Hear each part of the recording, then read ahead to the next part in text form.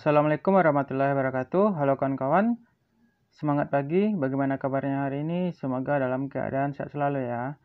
Pada video kali ini kita lanjut membahas mengenai kisi-kisi SKB dari formasi pengendali organisme pengganggu tumbuhan. Kisi-kisi yang kelima yaitu tujuan pemetaan OPT atau organisme pengganggu tumbuhan. Nah, kawan-kawan, sebenarnya pemetaan ini berkaitan dengan peramalan OPT, yang mana bedanya di sini yaitu waktu dalam melakukan kegiatannya. Kalau peramalan, kegiatannya dilakukan berdasarkan rentang waktu yang lama, dikarenakan harus melihat riwayat data beberapa tahun sebelumnya, sedangkan pemetaan ini dilakukan pada waktu yang sama dan kondisi tertentu. Nah, untuk persamaannya di sini kawan-kawan yaitu melihat populasi, jenis, dan tingkat serangan OPT tersebut. Jadi kawan-kawan langsung saja kita melihat yang pertama yaitu tentang pengertian dari pemetaan OPT. Nah, kawan-kawan, pengertian pemetaan OPT itu sendiri yaitu kegiatan untuk mengambil data yang diperlukan untuk mengetahui dan menggambarkan populasi OPT pada suatu daerah dengan melakukan pendekatan metode dalam menilai kegiatan yang didasarkan pada informasi yang mencakup dalam suatu lokasi dan tempat. Nah, apa-apa saja yang perlu diperhatikan dalam pemetaan OPT? Nah, kawan-kawan sekalian, yang perlu diperhatikan dalam kegiatan ini yaitu kegiatan dilakukan dengan pengumpulan data seperti data OPT, jenis tanaman, dan ekosistem pertanian dalam satu waktu tertentu dengan menggunakan metode pendekatan tertentu guna mendapatkan data mengenai penyebaran OPT. Nah, kawan-kawan, ini adalah pengertian OPT dan data-data apa saja yang perlu diambil dalam pemetaan OPT. Nah, sekarang kita lanjut mengenai tujuan dari pemetaan OPT itu sendiri. Nah, tujuan pemetaan OPT yang pertama yaitu memberikan informasi mengenai populasi OPT, sehingga yang didapatkan bisa berupa jenis, populasi, dan apa-apa saja OPT yang menyerang pada tanaman petani. Nah, yang kedua yaitu memberikan informasi mengenai lingkungan ekosistem pertanian. Nah, lingkungan pertanian dapat berupa data mengenai cara budidaya, terus tanaman yang ditanam, sistem pertanian, pengairan, dan lain-lain sebagainya yang berhubungan dengan pertanian itu sendiri. Nah, yang ketiga yaitu intensitas dan luas serangan OPT. Pemetaan ini bisa mendapatkan data mengenai luasan dari serangan OPT dan tingkat serangan OPT yang berguna untuk perencanaan dalam pengendaliannya. Nah, kawan-kawan, yang keempat yaitu pengendalian efektif untuk pengendalian OPT.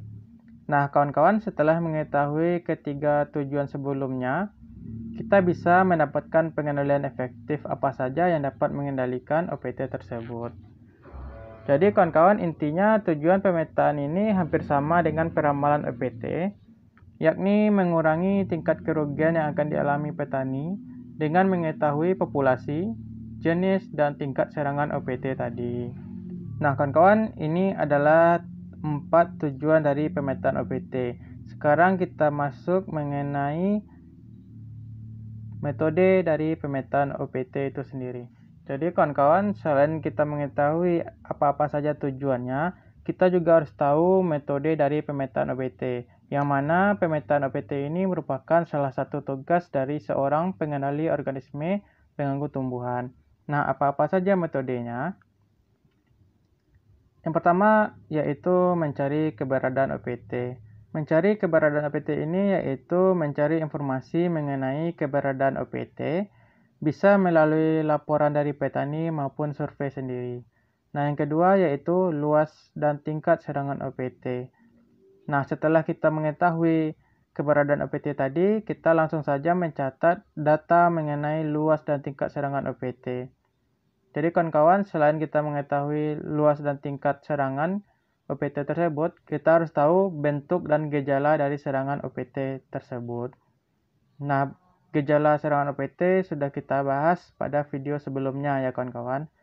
Jadi sebelum kawan-kawan mencatat data mengenai luas dan tingkat serangan OPT, kawan-kawan juga harus tahu mengenai gejala dari serangan OPT. Nah, yang ketiga yaitu penyebaran OPT. Kawan-kawan, penyebaran OPT ini bisa dilakukan dengan metode identifikasi OPT yang menyebar. Bisa dilihat dengan gejala serangan yang ada di lapangan, mengambil sampel OPT yang ada di lapangan, maupun bisa menggunakan informasi-informasi yang disediakan oleh petani yang ada di lapangan. Jadi kawan-kawan, identifikasi ini bisa kawan-kawan dapatkan berdasarkan metode tersebut. Nah, yang keempat yaitu daerah yang terdampak OPT. Nah, kawan-kawan sekalian, kawan-kawan harus mendata daerah mana saja yang terserang OPT berdasarkan dari 3 metode sebelumnya seperti penyebaran OPT tadi. Nah, yang kelima yaitu pengendalian efektif OPT. Nah, kawan-kawan, setelah keempat metode tadi kawan-kawan lakukan, tahap selanjutnya yaitu pengendalian efektif dari OPT. Sehingga dapat dilakukan pemilihan metode yang mana yang tepat untuk pengendalian OPT tersebut. Sehingga pengendalian yang akan dilakukan akan efektif. Nah, kawan-kawan, bagaimana pemetaan OPT ini? Pemetaan OPT ini merupakan salah satu tugas dari seorang pengendali organisme pengganggu tumbuhan. Jadi, kawan-kawan harus mengerti bagaimana tujuan dan metode dari pemetaan OPT ini. Mana tahu kawan-kawan nanti diberi rezeki oleh Tuhan untuk menjadi ASN tahun ini. Nah, kawan-kawan, itulah materi mengenai kisi-kisi yang kelima tentang tujuan pemetaan OPT. Mulai dari pengertian, tujuan, dan metode pemetaan OPT tersebut. Jadi kawan-kawan, sekian dulu video ini. Semoga bermanfaat bagi kawan-kawan sekalian dalam menambah referensi dalam pembelajarannya. Jika ada kesalahan, mohon maaf dan mohon sarannya. Tetap semangat dalam belajar dan jaga kesehatannya ya.